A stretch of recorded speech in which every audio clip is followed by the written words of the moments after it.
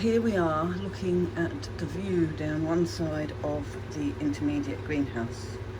People wanted to have a look-see.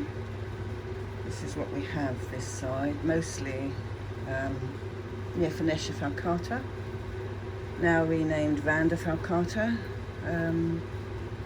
Origins in Japan, Korea, China, and in some cases a bit further afield but not very far. One of the islands which escapes me, Amani Island, is another one where they find the bog standard falcata, because there's many varieties, many differences, although a lot of the flowers are white, but we'll go into that another time. Also along here down the front is moniliformes, Dendrobium moniliformes. There's lots hanging higher up. I think nearly all of those are Dendrobiums. There's a Dracula there in amongst them, but all of them that way are they're all Dendrobiums. Oh no, they're not, I lie. There's a Jamelia up there that I took a fancy to, that is another story because it's another completely different genus for me. And here we have the view the other side, which is all sorts, mainly Masdevallias. Dendrobiums are there. There's Maxillaria there. There's a couple of Oncidiums, which are the Sotoanum cheirophorum, one of the twinkles. And there's Dendrobiums mainly on the back. There is a couple of Tolumnias. There's, what's the other one? Oh, a couple of Neos out there. And there's another oddity that I can't remember what it is now, which is Ceratostylus. New one for me, just like the look of it. Thought I'd buy it and give it a go, as you do, because I haven't got enough, have I? But mainly Dendrobiums on the back. And Masdevallia's there. There's a really nice specimen size falcata up there, which is called Junihito, Phonetia falcata Junihito. And trying it as an experiment, mounting it and growing like crazy. Hasn't flowered yet since it's been up there. So I'll stop now so that I don't wobble around while I'm putting this tripod head back in its stand, so you lot won't have to go boss-eyed. But that's this end, and that's all it is, this end. There's more the other end. Mostly I go to that bit there, which you didn't see because it's by the door. Most of that's Masdevallias, a couple of Dendrobiums losing leaves, but apart from that there's nothing different down there. More of the same. Sarcochyllus obviously are in here, you've seen those. So I will put this back in its mount and we'll do what I've come out here to do. Back soon. Good afternoon viewers, welcome back to the channel.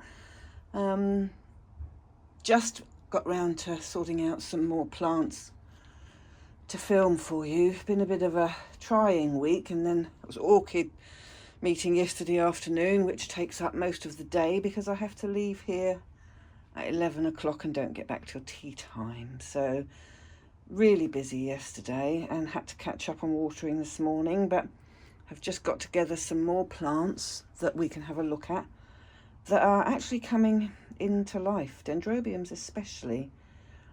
I've even remembered to turn the fans off before I start, so I hope you are impressed with that fact. But what we're going to have a look at first is a Dendrobium moniliforme that I bought over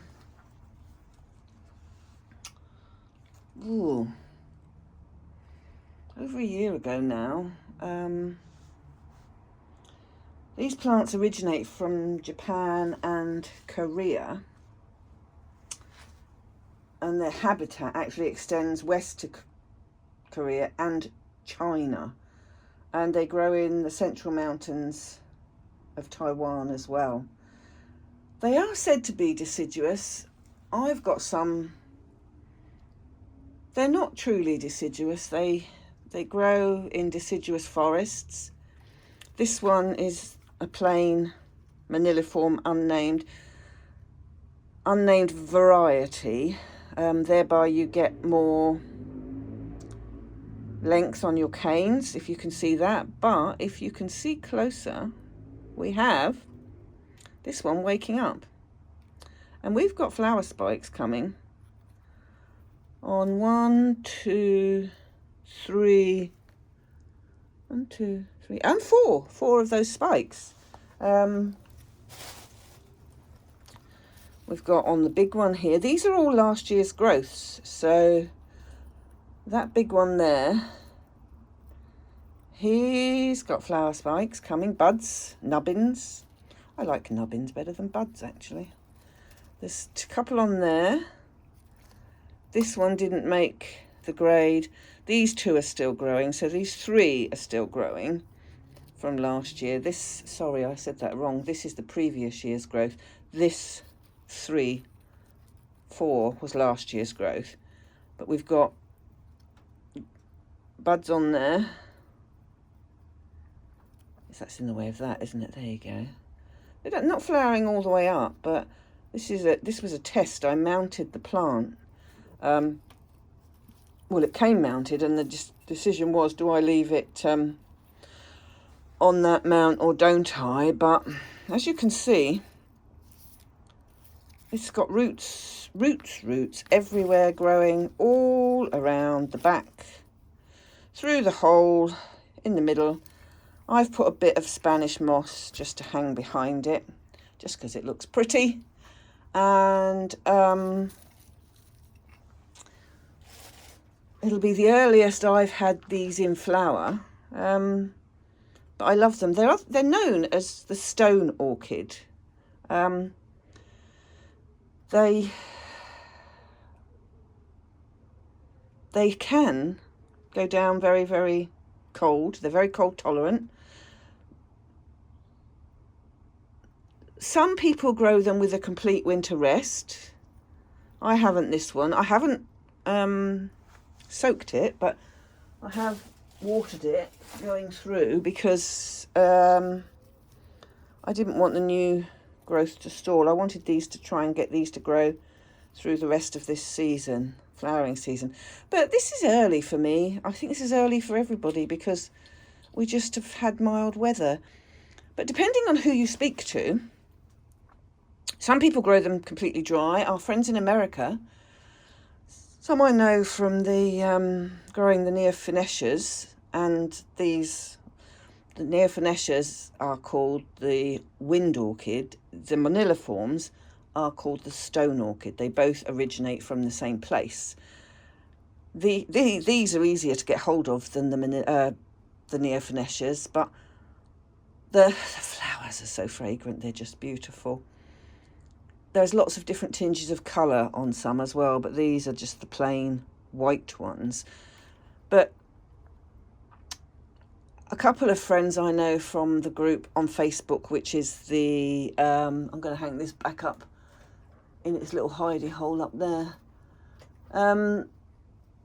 They grow them outside most of the year, and one guy in particular, he has the most stunning plants, better than I can grow. But I've only been growing the other ones for, it'll be a year this summer, so that's quite new to me, and trying to get them to overwinter. But he actually stops watering, full stop. They're in moss. They moss mound them the same as they do the Neophynnecia, and I don't moss mound them, and I don't know a lot of people. When I say moss mound, let me show you a Neophynnecia. Like that. That is called a moss mound, and that is your typical Neophynnecia pot, and they grow them in the same as those. That's quite a nice one, actually. And these won't even wake up yet. These are still asleep. But they grow them in the moss mounds. They don't grow in anything other than moss, and they keep them completely dry for 2 months. And they have the most spectacular growth on them and flowers. I haven't kept them completely dry, but I haven't soaked them either. I've just kept them ticking over. And that one has been hanging up in the roof from the bar where I've got my baskets hanging with the Cuspitsonii that I showed you on the last video. So they're hanging in the holes that were made in this greenhouse. They come with the bar with holes in for hanging baskets, which is just under the louvers. And I've got 1, 2, 3, 4, 5 holes which I've got things hung from, and that's where I've hung him up there with another Dendrobium and put some Spanish moss behind it because it just looks pretty. But that will be something to behold when it comes round to flowering in it'll be the spring. I think it'll be before the spring that will flower. It'll be quite something. So what I'll briefly get you actually from the warm house is the Myakii, so that you can see the open buds.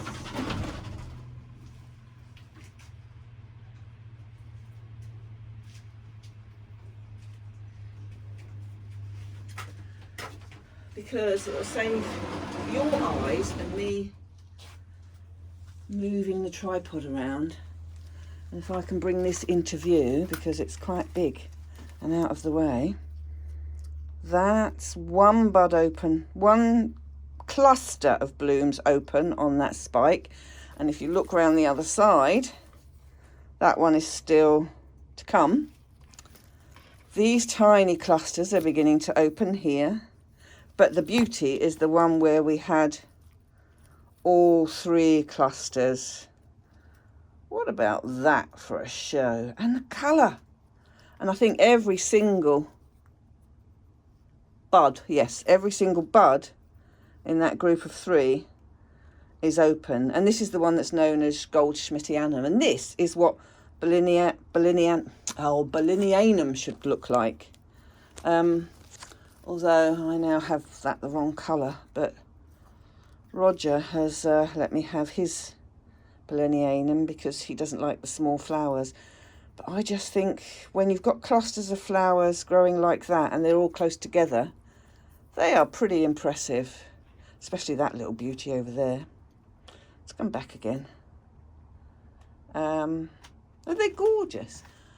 Right, I'll hang that back up and then we can get back to the other stuff that I've got in here, which is new stuff coming.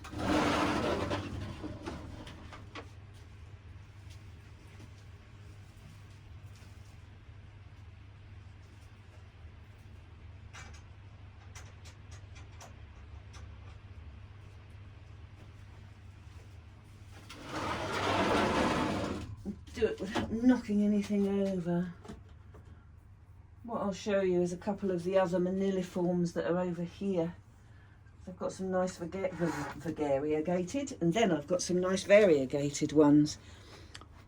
But as you can see, they're in terracotta pots, and look at the variegation on those leaves. This is a variety, Dendrobium moniliforme Tenkumaru. They give them variety names in Japan and Korea. So I don't moss mound them, I let them grow in small bark and moss. They don't like to be soaked.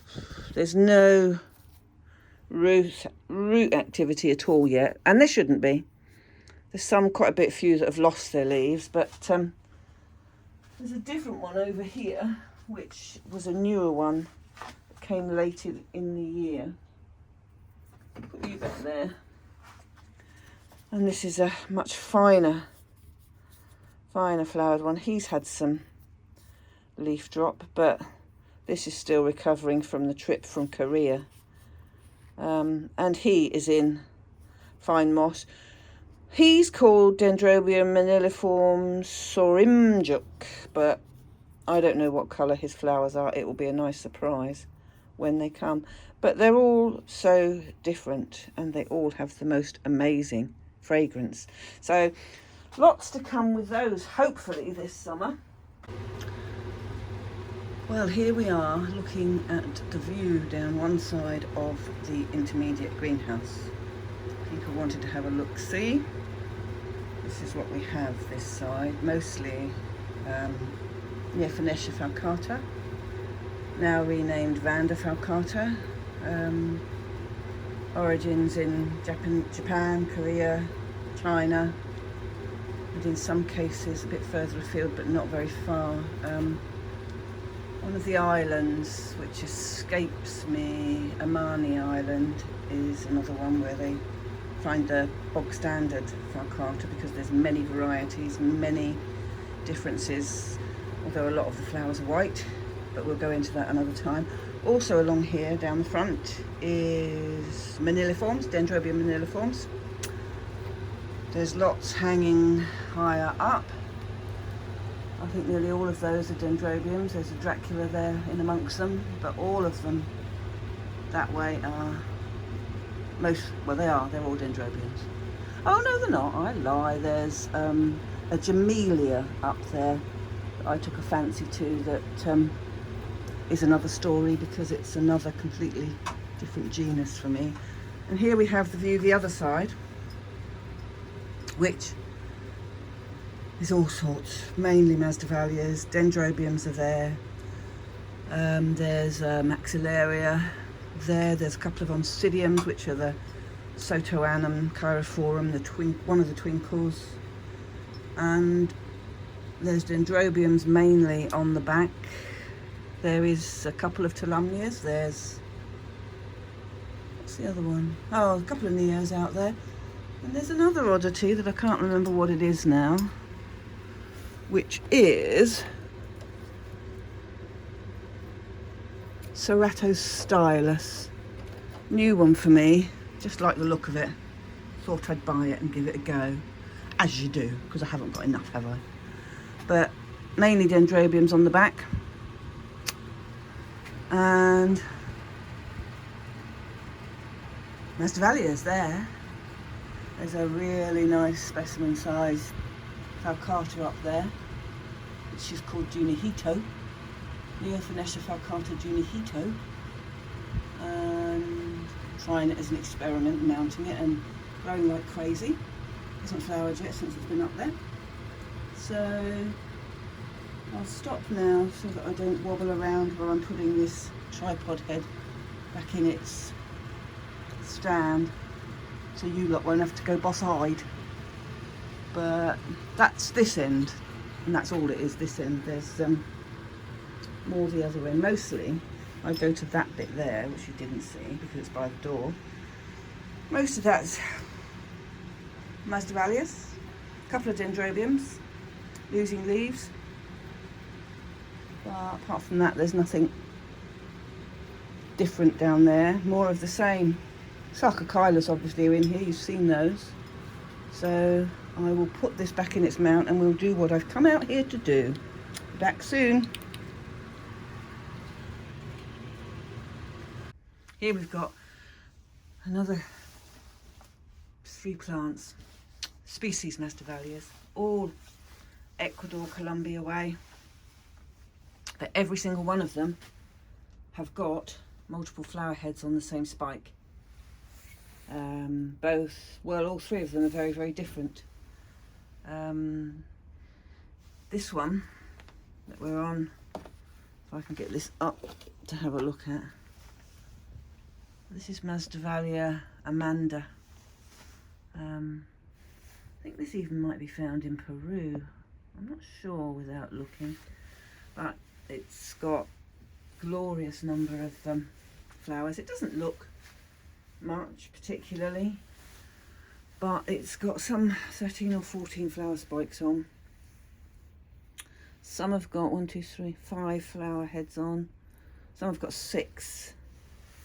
The smaller ones have only got 3. They should have more than 3. Should have 5 to be consistent across the way. But I don't think this flowered very well for me last year, and I repotted it.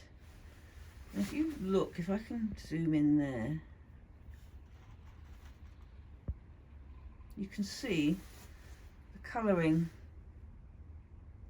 on the flowers. Very subtle, very dainty, but very distinctive. And in the middle, like tiny flicks of a paintbrush.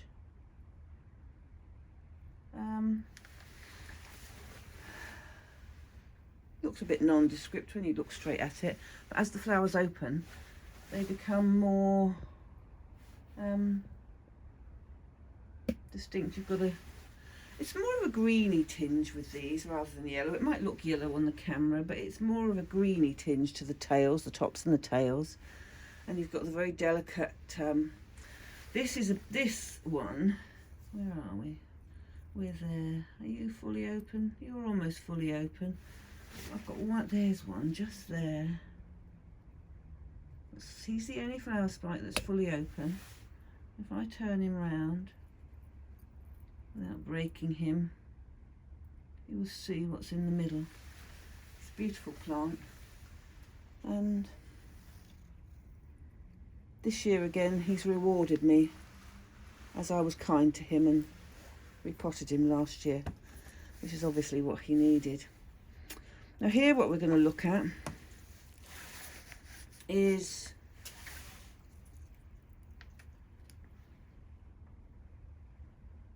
tridents.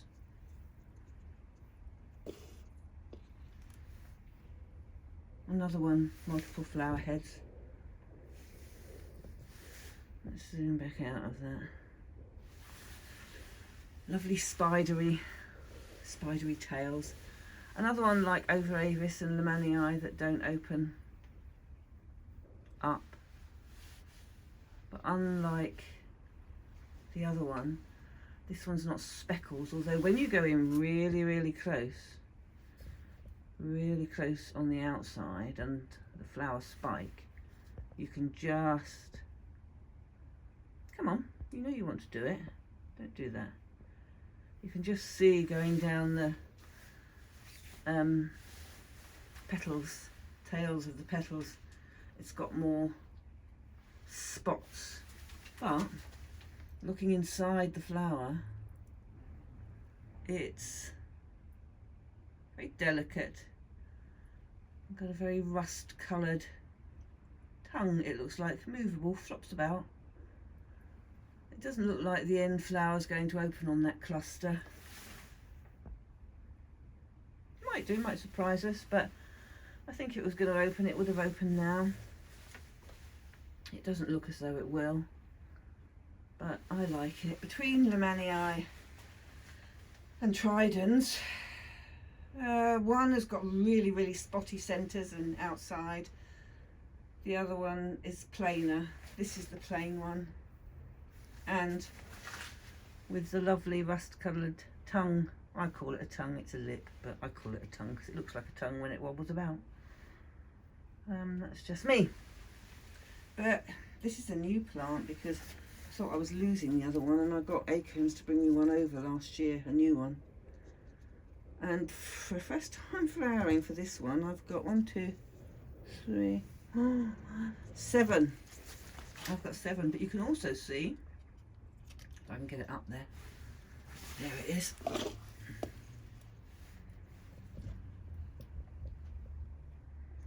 You can also see how, like Overavis, you get the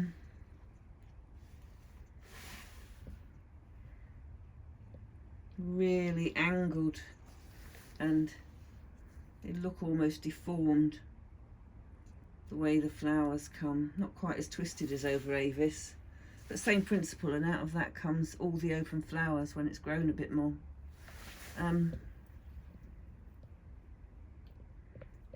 When you look at it next door when it's all open, you wouldn't think that would actually turn into that, but as you can see, it does. Gorgeous. I like these multi-flower heads. They're something different to look at. I like all of them, to be fair, but here we need to get down to this one. This one is called Caloptera, and it's got the most beautiful coloration on the inside. It's like a bird's wing, it's meant to look like. and orange, yellowish tails. Top's very dainty. It's oh, tiny flowers.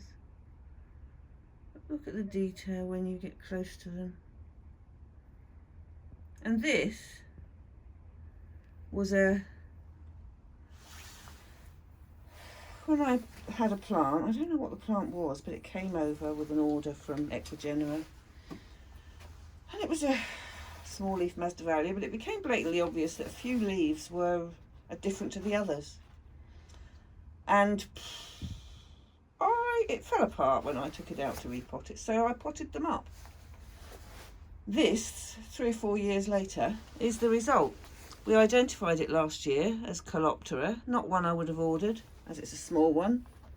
I like bigger orchids personally, bigger flowers, but when you've got these, you haven't got as many flowers on like you have the other. You've got 3 seems to be the average on this, the spikes.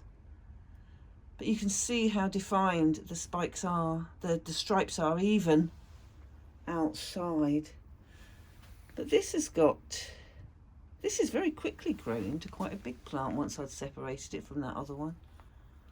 But it doesn't disgrace itself with those flowers. It's like it reminds me of a slightly different version of Striatella.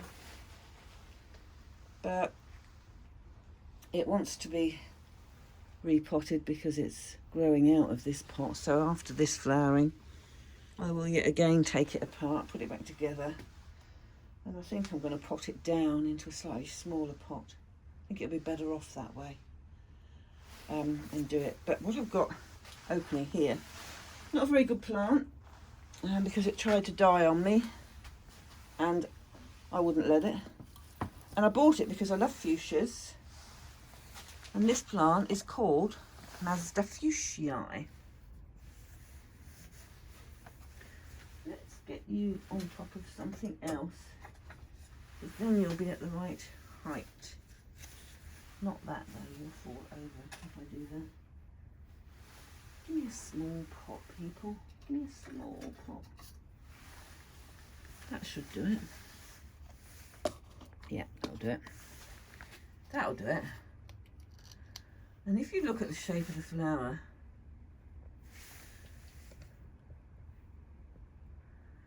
grows at an odd angle. I've had this a long time. I've had this plant. Let me see.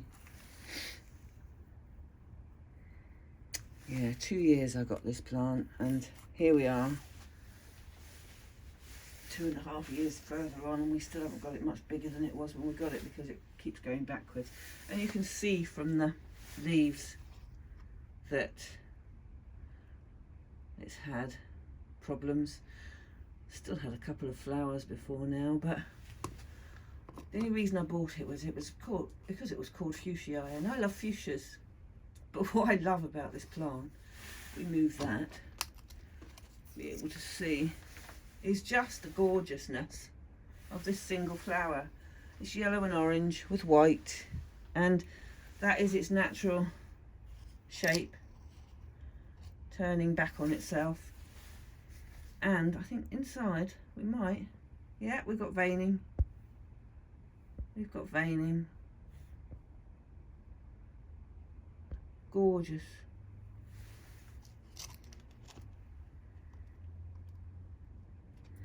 It's not a bad sized flower, but nothing to write home about. And there's a second flower there.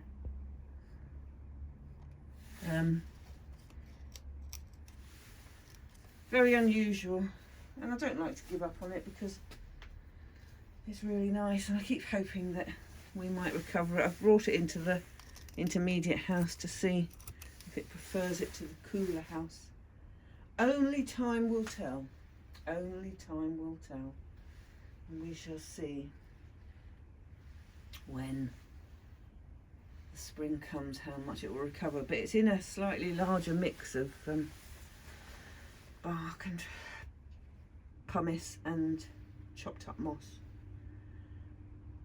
which I don't normally do for these small rooted plants because the roots are like paper thin. But I've got nothing to lose apart from the plant, of course. I can always lose that. Don't want to. But these leaves don't like to be yellow. Didn't ought to be yellow, need to be green. We need to do slightly better at that. One thing with the fuchsias is I don't feed them all through the winter. I stop their feed in the autumn. I don't feed them high amounts of food. They need to be on quarter or half what they should be on. And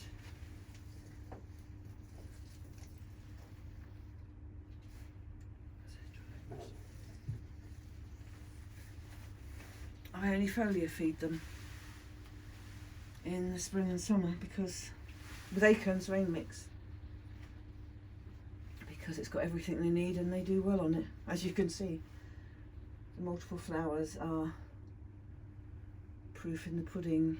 There are single flowers, there are ones that only put up a couple of flowers, but the food, you can't, if you overfeed Mazzies and Draculas, you burn the roots and they go backwards at an alarming rate of knots and then keel over and die. And we try to avoid that if we can. We don't like it. Oh, now the rain's coming, but they've promised us this hideous weather today, which is not something we want, but obviously we haven't had enough of it this winter, so they've given us a little bit more. I will show you quickly before we go indoors. It's the Oncidium Cheirophorum as well, because these buds, they are fattening up, ready to open. They've got 8 days now before I want them to go to the meeting. And oh look, lo and behold, we have, oh no, I thought that would be a later one. I thought the top ones would go first. That has got 1, 2 flowers open, and now that I've just looked again, this one up on the top. Let's get you in the screen. You can see in there, that one's just about to burst and open. So by tomorrow, can you stand still? Thank you. There. We have the start. We have the start. It has, it's worse than a hatching egg waiting for it to crack its shell, isn't it? Which means in a week's time, hopefully all of that should be open enough to go to the show, and I can take Sotoanum, because virtually all Sotoanum's flowers are open. There's only a couple more to go now. We've got 3 flower spikes on this. 1 round here. Loads of flowers. Tiny one side, tiny one side there. This is the, where's the other one? Down there. More to go around there. Which means I can take both of the Twinkle's parents to the show. Can't enter the Sotoanum in the competition. Haven't had it long enough, but Cheirophorum I can, because I've had it more than a year. So that will be going. And hopefully it will be looking its best. Would be rather nice if it was, wouldn't it? I think I need to remember now to put the fans on. Oh, we have